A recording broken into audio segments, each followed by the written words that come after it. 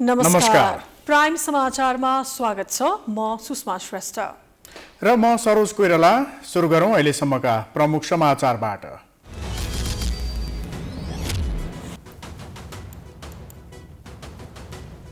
दशैंको नवरात्रको आज अन्तिम दिन महानवमी। देशभरका शक्तिपीठ र हनुमान ढोका स्थित तलेजु भवानीको मन्दिरमा विशेष पूजा सम्पन्न।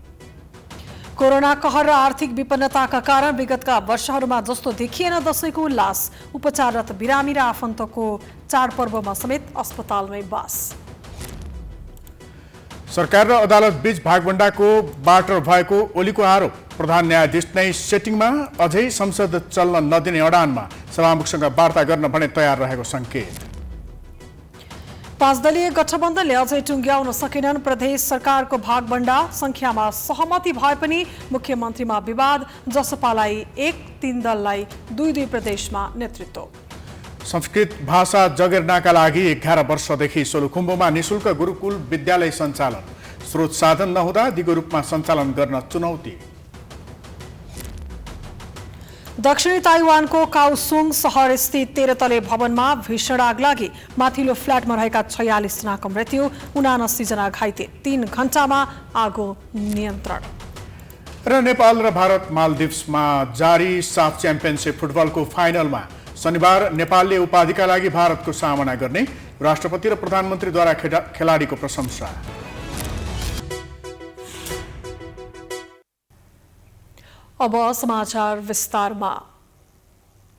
आज नवरात्रको अन्तिम दिन अर्थात् महानवमी सिद्धिदात्री देवीको विधिपूर्वक पूजा गरी मनाइयो। यो दिन दशैं घर कोत र शक्तिपीठहरूमा बलिसहित देवीको पूजा गर्ने चलन छ।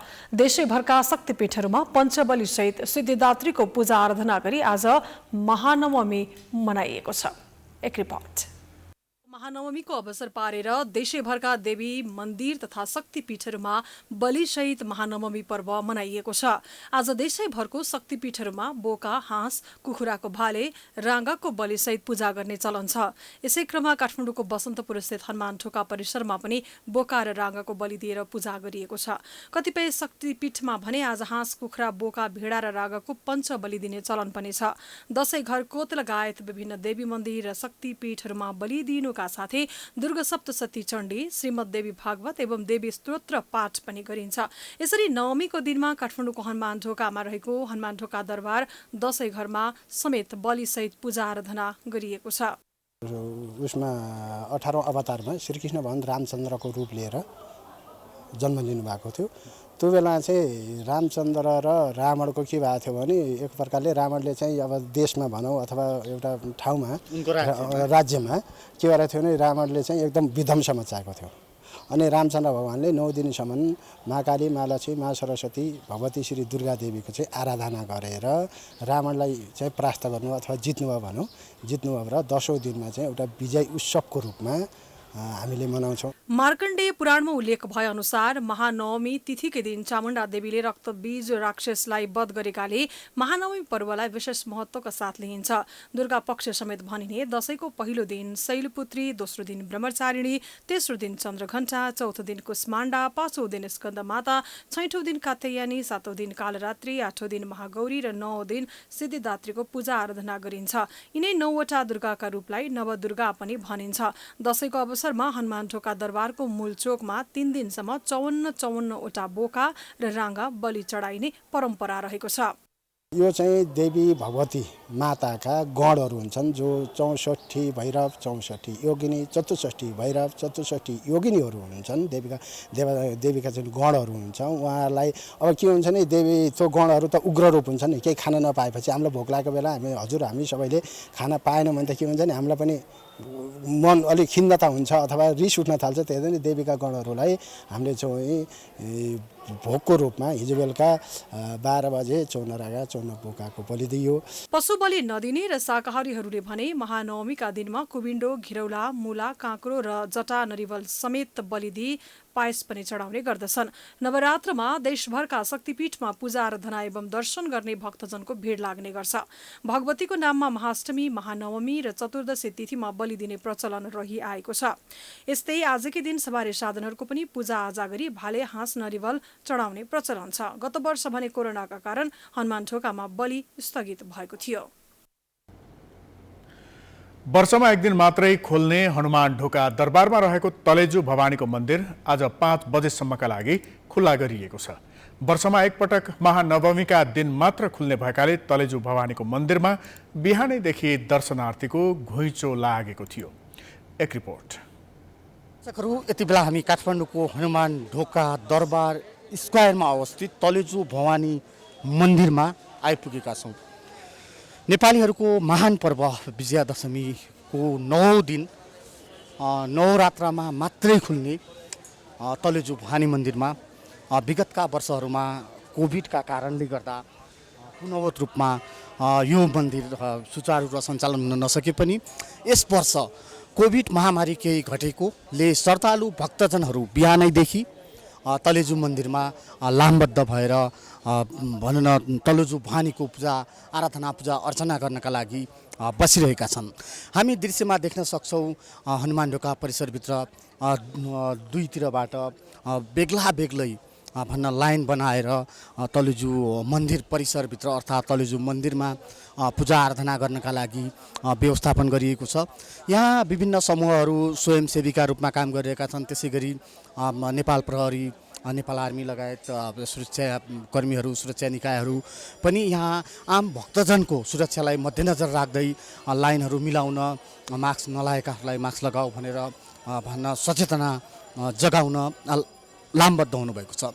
हामी यसै सन्दर्भमा केही कुरा गर्छौँ। तलेजु भवानी जुन वर्षमा एकपटक मात्र खुल्ला हुने मन्दिरको विशेषता के हो, यो मन्दिरमा पूजा अर्चना गर्दा के हुन्छ लगायत यसको धार्मिक आस्था र विश्वास के छ। हामीसँग एकजना हुनुहुन्छ यहाँलाई यो प्रत्यक्ष प्रसारणमा स्वागत छ। हजुर नमस्कार। यो आज यहाँ यो तलेजु भवानी यो महाकालीको रूप यो वर्षमा एकपटक मात्रै खुल्ने अनि यो हाम्रो विजया दशमीको 9 दिन नै शक्तिपीठहरूमा मातामा शक्ति आउने र उहाँको दर्शन र पूजा पाठ गर्दा ऊर्जा प्राप्त हुने र मान्छेहरूको आफ्नो आफ्नो हिसाबले यसलाई मनाउने चलन छ। विजया दशमीको 9 दिन होइन, अब हाम्रो धार्मिक मान्यता अनुसार चाहिँ अब शक्ति प्राप्त हुन्छ, ऊर्जा प्राप्त हुन्छ, शान्ति हुन्छ भन्ने कुरा हो। अब यो तलेजु भवानीको चाहिँ आज मलाई लेखेको म आज शक्तिपीठहरूको दर्शन गर्दै हिँड्ने क्रममा यो लाइन देखेँ। के को रहेछ भनेर भन्दाखेरि ओहो नवमी आज एक दिन खुल्छ। आज चाहिँ जसरी पनि म जिन्दगीमा पहिलोचोटि लाइनमा लागिरहेको छु यहाँ यो दर्शनको लागि कि चाहिँ यो चाहिँ मेरो आज लेखेरै ल्याएको रहेछ। आज जति बेर लागे पनि म जान्छु भनेको, तर अलिअलि सरिरहेको छ। सायद स्वयंसेवक भाइहरू दाइ भाइहरूले चाहिँ राम्रो काम गरिरहनु भएको छ जस्तो छ। पक्कै पनि दर्शकहरू, यो तलेजु भवानीको मन्दिर प्राङ्गण हामीले देखाइरहेका छौँ, जहाँ भन्न विभिन्न स्वयंसेवी सङ्घ संस्थाहरू, त्यसै गरी सुरक्षाकर्मीहरू लगायत सबै बिहानैदेखि यो दसैँ पर्वलाई भन्न लक्षित गरी जसरी वर्षमा एक दिन मात्र नवमीको दिन यो खुल्ने जुन मन्दिर छ तलेजु मन्दिर, तलेजु मन्दिरमा यसरी भक्तजनहरूको घुइँचो हामीले देख्न सक्छौँ। दर्शकहरू, पक्कै पनि आज दसैँको 9 दिन अर्थात् नवरात्रा यो नवमीको अवसर पारेर यसरी खुल्ला गरिएको यो मन्दिरमा आम सर्वसाधारणहरूको जुन खालको लाम हामीले देख्न सक्छौँ, जुन खालको सहभागिता पूजापाठका लागि उहाँहरू बिहानैदेखि लामबद्ध भएर बसिरहनु भएको छ। त्यसै गरी स्वयंसेवी नेपाल प्रहरी सुरक्षा निकायले पनि यसको राम्रो व्यवस्थापन गरिरहेको छ। हामी दिनभरि जसो बडा दसैँ लगायत दसैँसँग सम्बन्धित रहेर विभिन्न विषयवस्तुहरूमा तपाईँहरूसँग चाहिँ प्रत्यक्ष रूपमा जोडिने नै भगवतीको पूजा गरिने हाम्रो यो परम्परा छ। यो त आत्मसन्तुष्टि। अब म पनि यो अहिले नवरथाभरि मन्दिर धाइ नै रहेछु। प्रत्येक दिन प्रत्येक मन्दिरहरू धाइ नै रहेछु। यसले चाहिँ एउटा धार्मिक आस्था बोकेको छ हैन। हाम्रो धार्मिक आस्थालाई पनि कायम राखिरहेछ र लाखौँ भक्तजनहरू बिहान 4 बजे 2 बजे 3 बजेदेखि नै आउनुहुन्छ।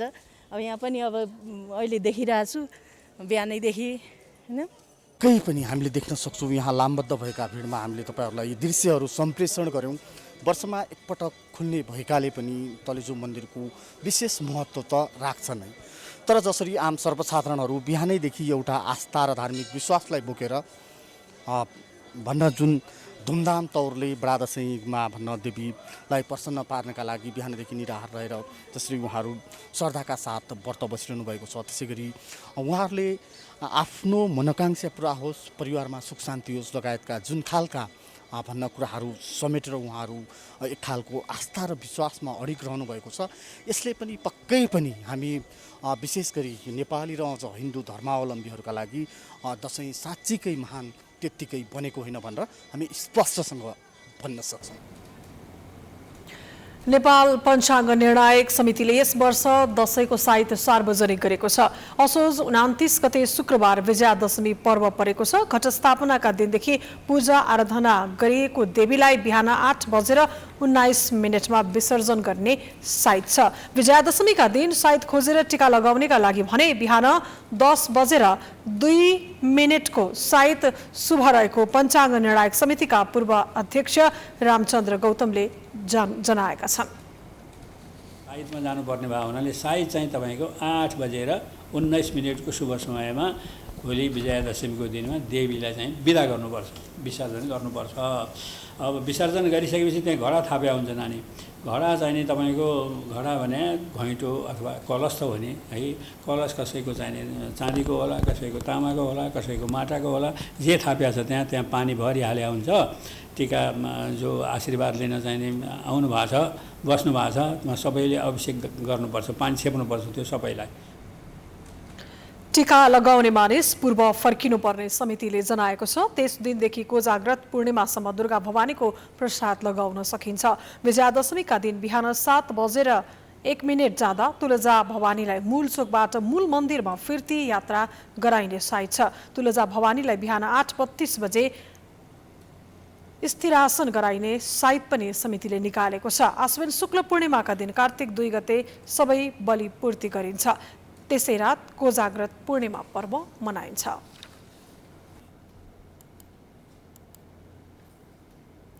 नेपालको संविधानमा हरेक नागरिकले आधारभूत स्वास्थ्य सेवा पाउनुपर्ने विषय मौलिक हक अधिकारमै व्याख्या गरिएको छ। तर संविधान र ऐनले गरेका सामान्य व्यवस्था समेत कार्यान्वयन नहुँदा सर्वसाधारणले भने आधारभूत स्वास्थ्य सेवा समेत पाउन सकिरहेका छैनन्। त्यसमाथि दशैं जस्तो खर्चालु पर्व मनाउनु पर्ने समयमा बिरामीका आफन्तहरू खर्चको जोहो गर्नमै व्यस्त देखिन्छन्। एक रिपोर्ट। को धारा 35 मा कसैलाई पनि आकस्मिक स्वास्थ्य सेवाबाट वञ्चित गरिने छैन भनेर उल्लेख गरिएको छ। यति मात्र होइन, जनस्वास्थ्य सेवा ऐन 2075 को परिप्रेक्षित 2 मा सेवाग्राहीको अधिकार, कर्तव्य तथा स्वास्थ्य संस्थाको दायित्वका विषयमा पनि व्याख्या गरिएको छ, जस अनुसार प्रत्येक नागरिकलाई गुणस्तरीय स्वास्थ्य सेवा सहज र सर्वसुलभ रूपमा प्राप्त गर्ने अधिकार हुन्छ।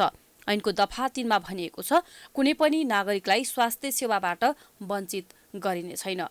ऐनले नसर्ने रोग तथा शारीरिक विकलता, मानसिक रोग लगायत सामान्य आकस्मिक स्वास्थ्यका सेवालाई निशुल्क उपचारको व्यवस्था गरेको छ।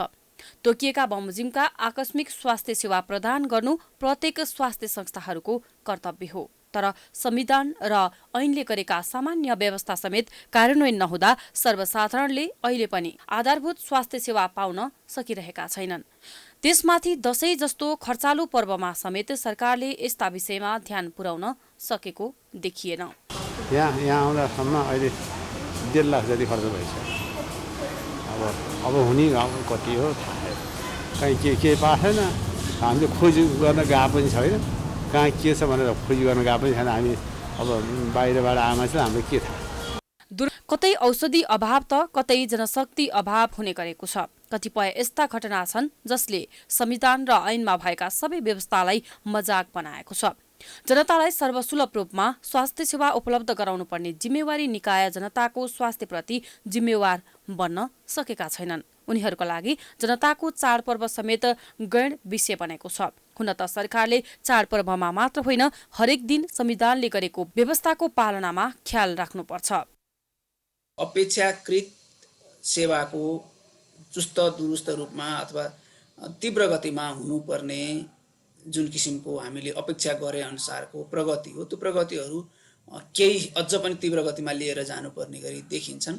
यसलाई क्रमशः सुधार गर्दै लैजानुपर्ने पाटोहरू जहिले पनि रहन्छन्। तर केही समय बिचमा हामीले हेऱ्यौँ भने स्वास्थ्य सेवा प्रवाहको अवस्था निकै राम्रोसँग सुधार भएको देखिन्छ। मौलिक हक अन्तर्गत आधारभूत स्वास्थ्य सेवालाई संविधानमा लिपिबद्ध गरिदिए पनि व्यवहारमा सामान्य औषधि समेत समयमै सरकारी स्वास्थ्य चौकीबाट उपलब्ध हुन नसकेका उदाहरणहरू पाइन्छन्। दशैंका बेला अत्याधिक मात्रामा बढ्ने दुर्घटनाका लागि आकस्मिक उपचारको समेत अभाव हुने गरेको छ। दुर्गम भेगमा दुर्घटनामा पर्नेले सरकारको दयामा हवाई उद्धारमा कुर्नुपर्ने, अन्यथा ज्यान फाल्नुपर्ने बाध्यता छ। उता स्थानीय तहमा स्वास्थ्य चौकी, उपस्वास्थ्य चौकीको पहुँचमा जनता भए पनि रोग पहिचान गर्ने विज्ञ र जनस्वास्थ्य पूर्वाधारको अभाव हुँदा बेला बेलामा समस्या सृजना हुने गरेको छ। जस्तै दुर्गम गाउँमा दुर्घटना मात्र होइन, डेङ्गु, स्कब टाइफस लगायत उपचारको लागि उपत्यका लगायत शहरी क्षेत्रमा धाउन बिरामी बाध्य हुन्छन्। दुर्गम गाउँबाट सामान्य रोगको औषधि नपाएर उपचारका लागि काठमाडौँसम्म आउनु परेको छ। अलिअलि कुरा सुनेको थियो, हुने नहुने कहिले बिसुर हुने रहेछ, यस्तो गरेर चाहिँ कि भनेर चाहिँ सुनेको त छु। यो बेला यस्तो तरिकाले यसरी दिन्छ भनेर चाहिँ त्यस्तो चाहिँ भएको सुनेको छैन। किन चाहिँ दिन्छ नि सुको बराबरी हुन्छ नि सुको दिने भनेर भनेर उहाँहरूले जान्छ किन नआउनु है। म पो मरेर बाँचेको यतातिर दुईतिर हिँड्नु सक्ने थिएन, गाउँथ्यो पैसा ल्याएर अझैमा घुमाउँथ्यो। यसरी घुमाउँदा यसरी आउँदा अहिले हिँड्नु भयो।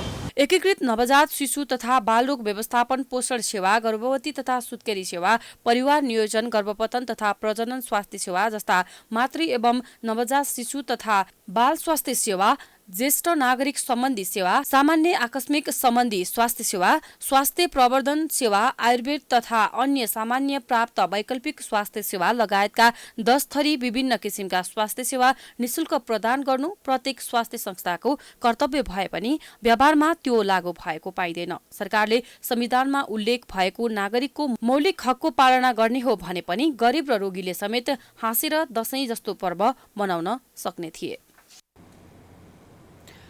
नेपाली हिन्दूहरूको महान चाड बडा दशैंको महत्त्व एउटा विषयमा मात्र केन्द्रित छैन। यो पर्वले धार्मिक, सांस्कृतिक मात्र नभएर नेपाली समाजको बहुआयामिक पक्षलाई झल्काउँछ।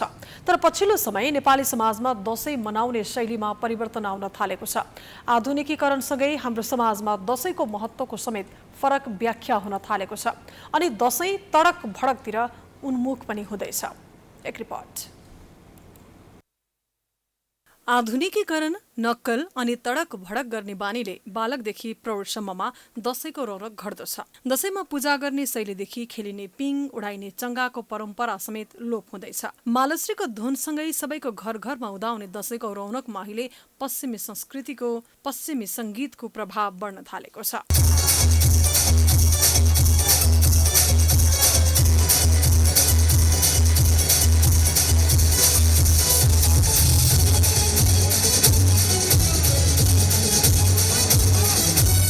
पहिले दशैं आउने बित्तिकै आकाशमा सयौं चङ्गा उड्ने गरेको देखिन्थ्यो। हिजो आज बजारमा 100 थरी चङ्गा लट्टाई बिक्रीमा राखिए पनि आकाश खाली देखिन्छ। हिजो आजका दशैंमा पश्चिमी सभ्यताको मिश्रण घोलिँदैछ। त्यसैले दशैं मात्र नभएर हाम्रो हरेक चाडपर्वमा पश्चिमा फ्युजन बढ्न थालेको छ। त्यही कारण संस्कृतिविद रामचन्द्र गौतम समेत आफ्नो बाल्यकाल स्मरण गर्दै विगतमा देखिने दशैंको रौनक अहिले हराएको बताउँछन्। ज्यादै रमाइलो हुन्थ्यो अनि अब टिकाको दिन त रातभरि त्यो पिङमा चाहिँ जात्रा मात्रा हुने, अब कसैले गीत गाउने, कसैले भजन गाउने है, यस्ता यस्ता कुराहरू हुन्थे, नाच्ने। अब यो व्यापक हुन्थ्यो है। अब अहिले कतै कतै त होला, तर अलिक त्यसमा चाहिँ अलिक कम भयो कि जस्तो छ। जुवा, तास, मदिरा अहिले दशैंको पर्याय बनेका छन्। तडक भडक पनि बढ्दैछ। महँगा ब्रान्डेड लुगा लगाएर विदेशी धुनमा रमाउने प्रचलन पनि बढ्दैछ। यसले हाम्रो सामाजिक मूल्य मान्यतालाई आघात पुर्याइरहेको छ। त्यसैले विगतका दशैं र अहिलेको दशैंको महत्त्व नै फरक बन्न थालेको छ। यद्यपि अहिलेसम्म दशैंमा पारिवारिक जमघट, धार्मिक सद्भाव, सांस्कृतिक जागरण, सामाजिक एकता जस्ता सकारात्मक पाटोले निरन्तरता भने पाउँदै आएको छ। तर पारिवारिक जमघटमा समेत रक्सी र जुवाको प्रचलन बढ्दो छ। डबल फरक छ। पहिलेको यस्तो छैन कि टिभी यस्तो फिल्म भनेको छैन। रहरै माने पिङ खेल्ने फेरि काठे पिङ पनि छ पहिला होइन त्यो खेलेको र लहरले खेल्न जाने अनि माझमा चाहिँ ढुङ्गा एउटा राखेर ठुलो ढुङ्गा राखेर 10-12 जना मिलेर केटाकेटीहरूको चाहिँ रमाइलो घुमाउने पनि गरिन्थ्यो पहिला अहिले चाहिँ नि त्यो छैन। पर्व मनाउने परम्परागत मूल्य र मान्यतामा आएको विचरणले अन्ततगतवा नेपाल र नेपालीको सांस्कृतिक धरोहरलाई कायम राख्ने चुनौती बढेको छ। यता संस्कृतिविदहरू भने विज्ञान प्रविधिको विकाससँगै हाम्रो सोचमा आएको परिवर्तनका कारण मौलिक संस्कृतिको जगेर्ना गर्न नै कठिन हुन थालेको बताउँछन्। तर पनि अहिलेसम्म दशैं मनाउने बहानामा केही कुरीतिहरू थपिए पनि यसको सामाजिक महत्त्व भने घटेको छैन। त्यसलाई अहिले सकारात्मक पक्षका रूपमा लिनु सान्दर्भिक पनि देखिन्छ। तर कुनै पनि पर्वलाई देखावटी बनाउनु भन्दा पनि गच्छता अनुसार मनाउन सकेको खण्डमा चाडपर्व रीतिरिवाज र संस्कृतिको जगेर्ना गर्न सहज हुने देखिन्छ। समाचारको सिलसिला जारी छ, हामी विश्राम पछि आउँछौं। विश्रामपछि स्वागत छ। अब बाँकी समाचार। नेकपा एमालेका अध्यक्ष केपी शर्मा ओलीले शेरबहादुर देउवा सरकार सट्टापट्टामा बनेको आरोप लगाएका छन्। हालै भएको मन्त्री परिषद विस्तारमा प्रधान न्यायाधीशका जेठानलाई मन्त्री बनाएको तर्फ संकेत गर्दै उनले सट्टापट्टामा सरकार बनेको बताए। गृह जिल्ला झापामा बिहिबार दशैंको शुभकामना आदान प्रदान कार्यक्रममा बोल्दै अध्यक्ष ओलीले पैसाको कारोबार नहुँदा बार्टर सिस्टममा काम हुने गरेको बताए। यो सरकार कसरी बनेको रहेछ अहिले थाहा भएको भन्दै पैसाको कारोबार भयो कि भएन थाहा भएन, तर सट्टापट्टा भएको स्पष्ट देखिएको उनले बताए।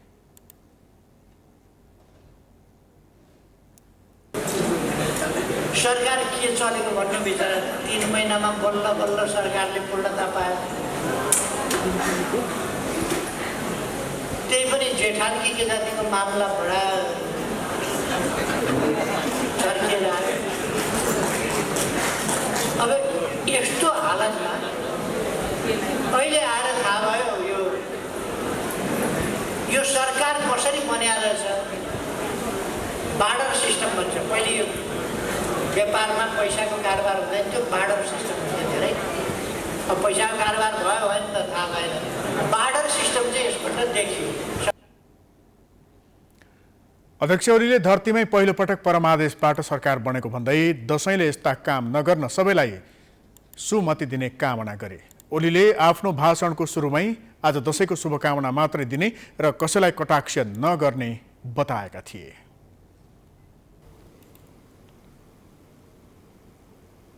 प्रतिनिधि सभा विघटनपछि अनियन्त्रित राजनीतिका कारण जनताको प्रतिनिधिमूलक थलो औचित्यहीन बनेको छ। अहिले संसद सत्तापक्ष र प्रतिपक्षको लडाईँ गर्ने थलोमा सीमित भएको छ। दलीय व्यवस्थामा पक्ष विपक्षमा आवाज उठ्नु स्वाभाविकै हो, तर जनताको आवाज उठाउनु पर्ने थलोलाई बन्धक बनाउनु राजनीतिक अपराध नै हो। एक रिपोर्ट। गत भदौ 1 गते नेकपा एमालेले साउन 25 को निर्णय भन्दै माधव कुमार नेपाल सहित 14 जना सांसदलाई कारबाही गरिएको सूचना संसद सचिवालयमा दर्ता गराएको थियो। तर सभामुख अग्निप्रसाद सापकोटाले त्यो विषयमा अध्ययन गरिरहेको बताउँदै सूचना जारी गरेनन्। प्रतिनिधि सभामा सूचना दर्ता गरिएको भोलिपल्टै माधव कुमार नेपाल सहितका सांसदले एमाले विभाजन गर्दै नयाँ दलका लागि निर्वाचन आयोगमा निवेदन दिए। भदौ 9 गते निर्वाचन आयोगले माधव कुमार नेपालको नेतृत्वमा नयाँ दल नेकपा एकीकृत समाजवादीलाई वैधता दियो। त्यसपछि एमालेले आफ्नो दल विभाजनमा सभामुख सापकोटाको भूमिका रहेको आरोप लगाउँदै लगातार प्रतिनिधि सभामा अवरोध गर्दै आएको छ। योभन्दा अगाडि सदनमा पटक पटक सम्बन्धित दलले सांसदहरूलाई कारबाही गर्दा तत्काल सूचना जारी गरेर कारबाही गरिएका दृष्टान्तहरू छन्। उहाँ आफैले पनि पोहोर साल सांसद सरिता गिरीको कुरा होस् अथवा नेकपा माओवादी केन्द्रले कारबाही गर्ने भनेर सिफारिस गरेका, कारबाही गर्ने निर्णय गरेका टोपबहादुर रायमाझी, लेखराज भट्ट, प्रभु साहजीहरूको कुरा होस्, तुरुन्तै गर्नुभयो। बढीमा 2 दिनभित्र उहाँहरूको सूचना टाँसियो र उहाँहरूको पद गयो। तर नेकपा एमालेको हकमा उहाँले दोहोरो भूमिका खेल्नुभयो। यसरी उहाँको भूमिका चाहिँ एउटा पार्टीलाई विभाजन गर्ने, सदनको सबभन्दा ठुलो पार्टीलाई विभाजन गर्ने कुरामा सहयोगी देखियो। संसदको अवरोध खुलाउने विषयमा सभामुख सापकोटाले एकपटक सर्वदलीय बैठक बोलाए पनि त्यसलाई एमाले बहिष्कार गरेको थियो। प्रतिनिधि सभाको बैठकमा एमाले सांसदहरू नाराबाजीमा उत्रिँदा सभामुख सापकोटा भने सधैँ संसदको नियम 21 को खण्ड ख र ग को अध्ययन गर्न ध्यानाकर्षण गराउँछन्।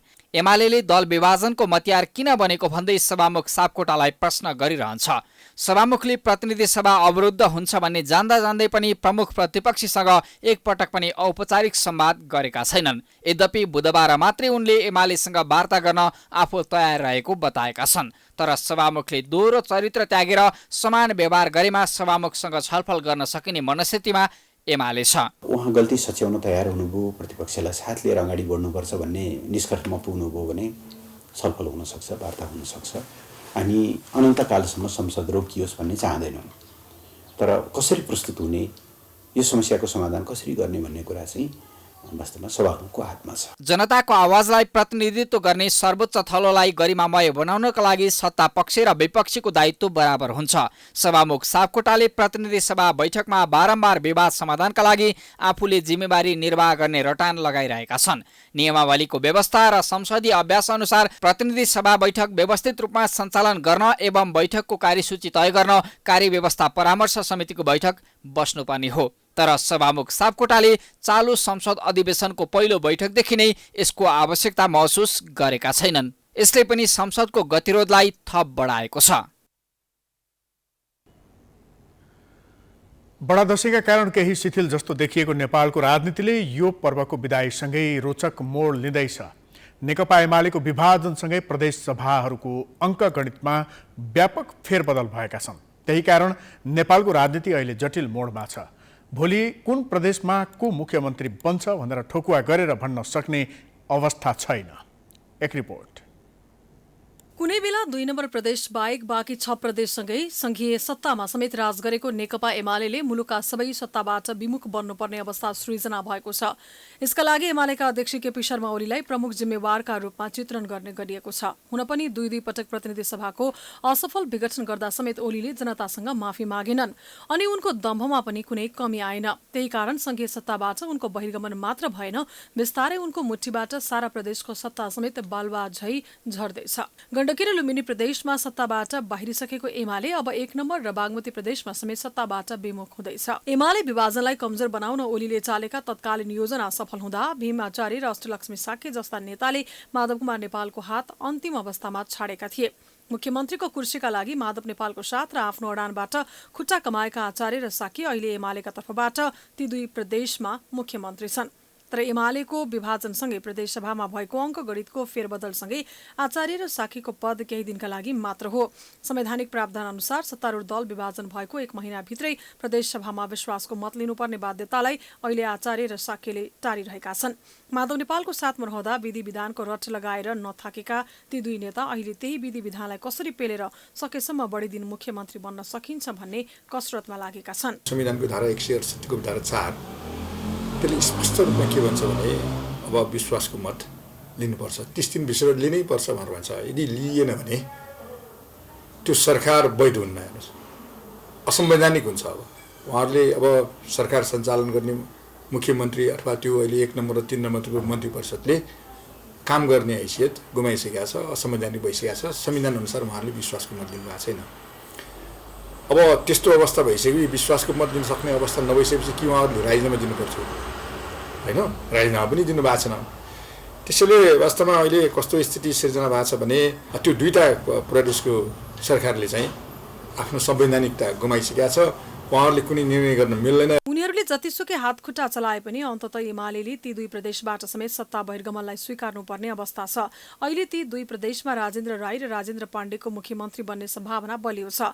तर शपथ नखाँदासम्म उनीहरू नै मुख्यमन्त्री बन्छन् भन्ने ठोक्वा गर्ने अवस्था भने छैन, किनकि ती 2 प्रदेशमा नेपाली कांग्रेसले समेत मुख्यमन्त्रीमा दावेदारी प्रस्तुत गरिरहेको छ। यद्यपि संघीय सत्ताको गठबन्धनमा रहेका नेपाली कांग्रेस, नेकपा माओवादी केन्द्र र नेकपा एकीकृत समाजवादीले समान 2 प्रदेशमा सत्ताको नेतृत्व गर्ने सहमति भने बनिसकेको छ। हाम्रो अहिलेसम्म कहीँ पनि छैन। उहाँहरू 2टा पार्टीको गरी 4वटा उहाँहरूले लिनुभएको छ। अब माओवादी पार्टीले एउटा छोड्ने, त्यो काङ्ग्रेसलाई दिने र 3 नम्बर र 1 नम्बर चाहिँ यो एकीकृत समाजवादीलाई दिने एक खालको समझदारी छ। केन्द्रीय गठबन्धनमा हामी दुईवटा भाग लगाउने कुरा हो। हाम्रो पूर्ण रूपले 3 नम्बर र 1 नम्बर हाम्रो एकीकृत समाजवादी पार्टीको नेतृत्वमा सरकार बन्छ। गठबन्धनमै रहेको जसपालाई 2 नम्बर प्रदेश सरकारको नेतृत्वबाट नहटाउने सहमति पनि सत्तारूढ गठबन्धनका दलहरूबीच बनिसकेको छ। तर अहिलेसम्म बाँकी 6 प्रदेशको सरकारको नेतृत्वमा कसरी भागबण्डा गर्ने भन्ने सहमति भने बन्न सकेको छैन।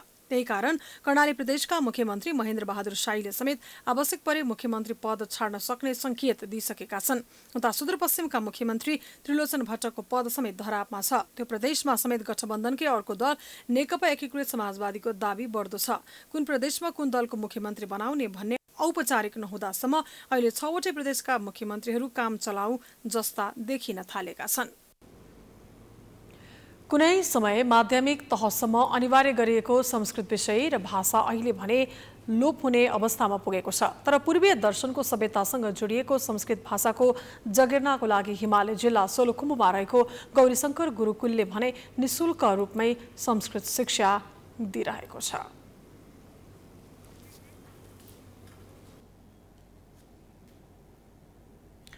महोत्तरीमा एक महिलाको हत्या गरेको अवस्थामा शव फेला परेको छ। महोत्तरी गाउँपालिका 3 स्थित मडई पूर्वारी निवासी स्वर्गीय लाल किशोर झाकी श्रीमती अन्दाजी 42 वर्षीय शिलादेवी झाको आज बिहान हत्या गरिएको अवस्थामा शव घरमा फेला परेको हो। प्रहरीका अनुसार टाउकोमा हतौडाले प्रहार गरी हत्या गरिएको प्रारम्भिक अनुसन्धानमा देखिएको छ। घटनास्थलबाट 1 थान हतौडा बरामद गरेको प्रहरीले जनाएको छ। 9 बजीतिरको बिहानको समयमा खबर प्राप्त भएको थियो। त्यसपछि अहिले घटनास्थलमा नर्मली हेर्दाखेरि सुतिरहेको अवस्थामा ह्यान्डलले टाउकोमा चोट पुगेर भएको बेडमै मृत्यु भएको अवस्था देखिन्छ। त्योभन्दा बाहेकको कुराहरू चाहिँ हामी थप अनुसन्धान गरिसकेपछि यसको बारेमा डिटेल दिन्छौँ। घरमा अन्य सदस्य नभएको अवस्थामा झाको हत्या भएको हो। उनको जेठो छोरा भारतमा रहेको र कान्छो छोरा आफन्तकोमा गएको अवस्थामा हत्या भएको स्थानीय जनप्रतिनिधिले जनाएका छन्।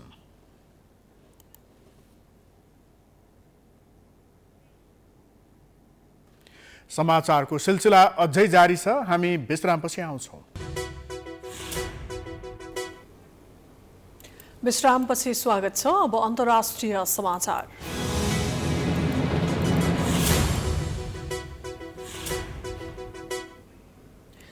दक्षिणी ताइवान स्थित एक भवनमा आगलागी हुँदा कम्तीमा 46 जनाले ज्यान गुमाएका छन्। काओसुङ शहरमा 13 तले भवनमा आगलागी हुँदा माथिल्लो फ्ल्याटमा रहेका कम्तीमा 46 जनाको मृत्यु भएको हो। फायर ब्रिगेडका अनुसार तल्लो तलामा उपयोगमा नआउने सामान थुपारिएको हुँदा उद्धार कार्यमा केही समय कठिनाई भएको थियो। आगो निभाउन 4 घण्टाभन्दा धेरै समय लाग्यो। आगलागीबाट घाइते भएका 79 जनालाई अस्पताल पुर्याइएको दमकल दलले जानकारी दिएको छ। उक्त भवनमा 100 जनाभन्दा धेरै मानिस बस्दै आएकामा धेरै जसो वृद्ध र अशक्त रहेको बताइएको छ। भवनमा रहेकाहरूले एक विस्फोटको आवाज सुनेको बताइए पनि आगलागीको कारण भने खुल्न सकेको छैन।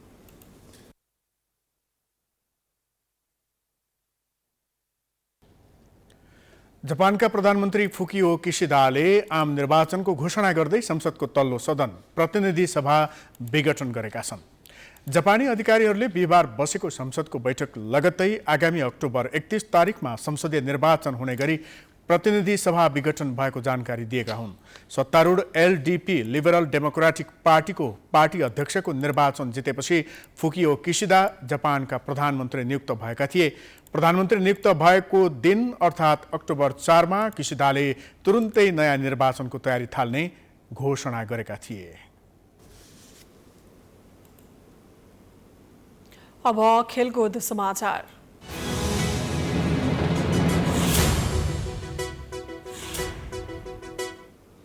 साफ च्याम्पियनसिपको उपाधिका लागि नेपालको भिडन्त भारतसँग हुने भएको छ। गैराती भएको आफ्नो समूह चरणको अन्तिम खेलमा भारतले मालदिभ्सलाई 3-1 ले हराउँदै फाइनलमा नेपालसँगको भेट पक्का गरेको हो। बुधबार नै भएको आफ्नो समूह चरणको अन्तिम खेलमा नेपालले बङ्गलादेशसँग 1-1 को बराबरी खेल्दै फाइनलमा स्थान बनाएको थियो। फाइनल खेल आउँदो शनिबार नेपाली समयअनुसार राति 8:45 मा हुनेछ। यसअघि समूह चरणको खेलमा नेपाल भारतसँग 1-0 ले पराजित भएको थियो।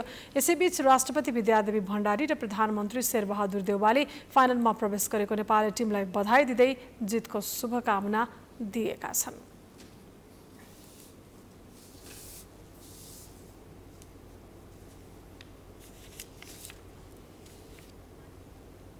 यससँगै हामी समाचारको अन्त्यमा आइपुगेका छौं। जाँदा जाँदै प्रमुख समाचार पुनः एकपटक।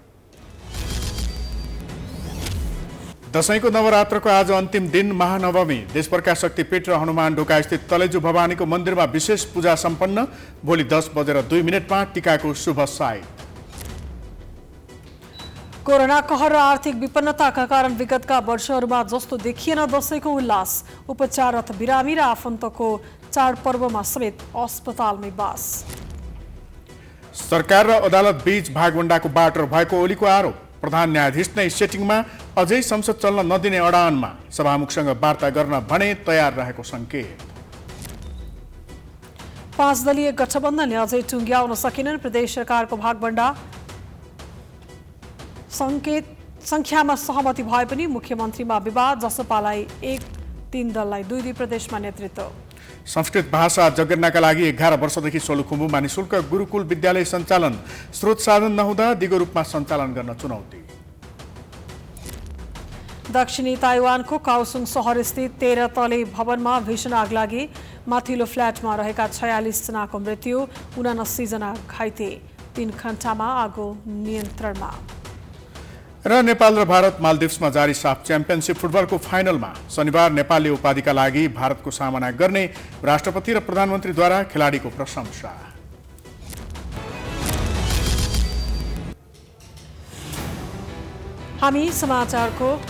यो सँगै हामी समाचारको अन्त्यमा आइपुगेका छौं।